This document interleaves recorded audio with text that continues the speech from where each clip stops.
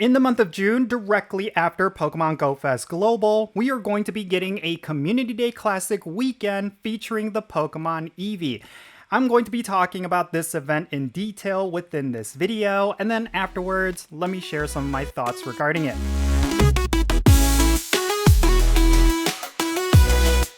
Alright, what's happening everyone? Jinsula here with a brand new Pokemon Go video. I hope your day is going really well, and let's get right into it.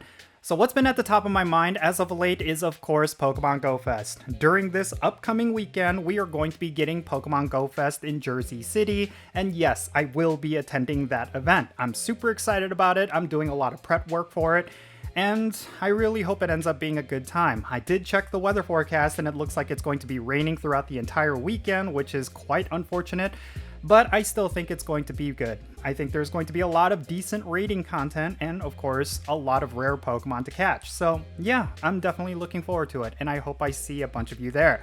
But yeah, with that said, let's talk about Eevee Community Day Classic because this is going to be the first major event that's going to be following up Pokemon GO Fest Global, and I think a lot of players will actually care about it for a variety of different reasons. So let's go over the details for this event, and then afterwards let me share some of my thoughts. July Community Day Classic featuring the Pokemon Eevee is going to be happening on Saturday, July 5th and Sunday, July 6th from 2 o'clock p.m. to 5 o'clock p.m. local time. During these hours on both of these days, you're going to see a whole bunch of Eevee and they're going to have an increased shiny chance. Now, if you evolve Eevee into any of the different evolutions, you're going to have the following attacks when you do it. For Jolteon, you're going to get the attack Zap Cannon, Espeon is going to gain the moves Shadow Ball, Leafeon is going to get Bullet Seed, which is a fast attack, Sylveon is going to get Psyshock, Vaporeon is going to get Scald, Flareon is going to get Superpower, Umbreon is going to get Psychic, and Glaceon is going to get Water Pulse. Just so you know, these are the Community Day moves for the second time around we had Eevee as a Community Day. So if you want any of these Pokemon with any of these particular moves, you will definitely want to evolve your Eevees during the Community Day hours. Honestly, you do not want to miss out on these because there is a chance that one of them will become relevant in future metas when it comes to the Go Battle League. None of these moves are unfortunately going to be game changers when it comes to raid battles, but at least for PvP, you will want to make sure you have a couple of these on hand because in the case that they become relevant, you will want to make sure you have it ready to go. Now, during this event, there's also going to be a purchasable special research ticket in the Pokeshop, which is going to give you 3 encounters with Eevee with a special background, as well as additional encounters with Eevee and its evolutions. You will also get a slew of different premium items that do add up to the value of the ticket, so if you have a couple of dollars to spare, it may not hurt to buy this special research ticket so that you have an enhanced experience. Now, during the event hours, you're going to have the following event bonuses. Every egg that you place in incubators is going to have a quarter egg hatch distance, and then lure modules and incense, excluding the daily adventure incense, is going to last for 3 hours. You're also going to get additional spawns when you take snapshots, and then the evolution requirements for Espeon, Umbreon, and Sylveon are going to be changed for a limited time. And then after the Community Day Classic ends, there's going to be a special timed research which is going to give you Eevees with a special background.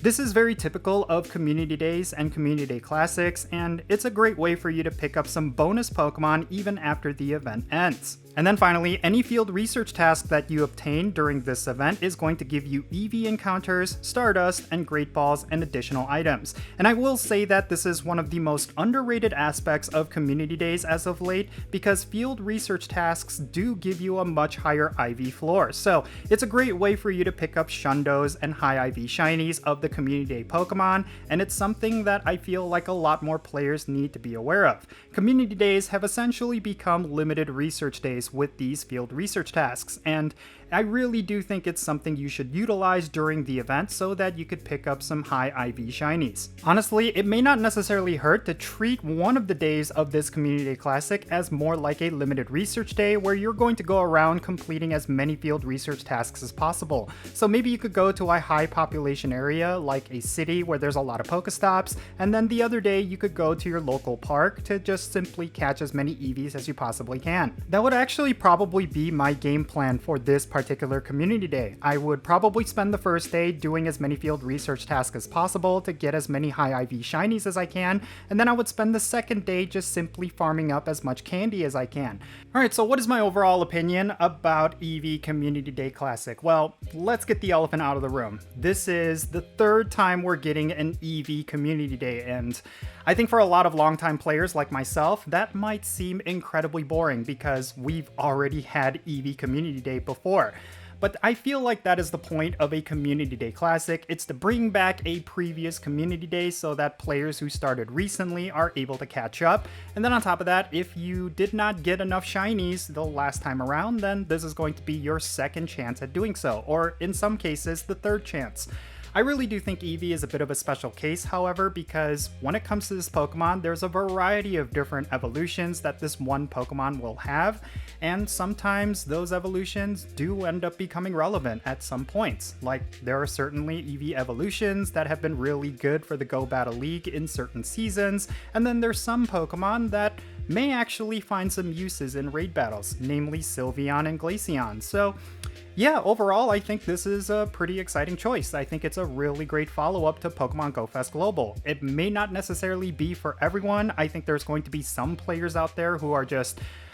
They already have a whole bunch of Eevee evolutions in their collection, they already have a whole bunch of shinies for those Pokemon, and they may not necessarily care about an Eevee evolution spree. That they just simply do not care about this Community Day Classic, and I totally understand that sentiment. But for the rest of us, I think this is going to be a lot of fun, and I think it's a great follow-up, honestly. Like, Pokemon GO Fest Global is definitely going to generate a lot of hype around Pokemon Go, and for them to follow it up with a Community Day Classic that's going to last an entire weekend, and it's featuring a Pokemon that is essentially a fan favorite, I think that's a really good move. And personally, I am really excited about it. So yeah, that's just my own personal thoughts. I know there's going to be players out there who are going to disagree with me. I totally understand those disagreements, and if that happens to be you, definitely share your thoughts in the comments down below. I would really like to know your opinions and kind of gauge where the community is at regarding this Community Day Classic. I think there's a lot of discussions to be had, so if you have any thoughts and opinions, make sure you share it in the comments down below,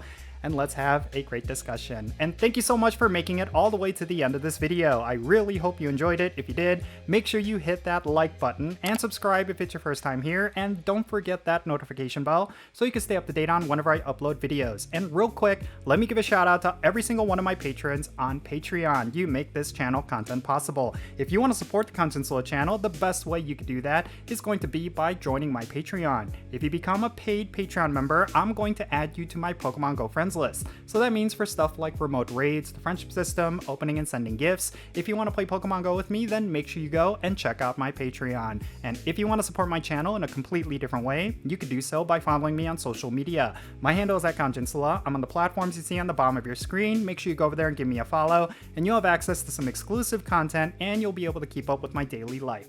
And with all that said, that's going to be it for this video. I'm Jinsula. Be safe, have fun, love yourself, and I'll catch you all later. Jinsula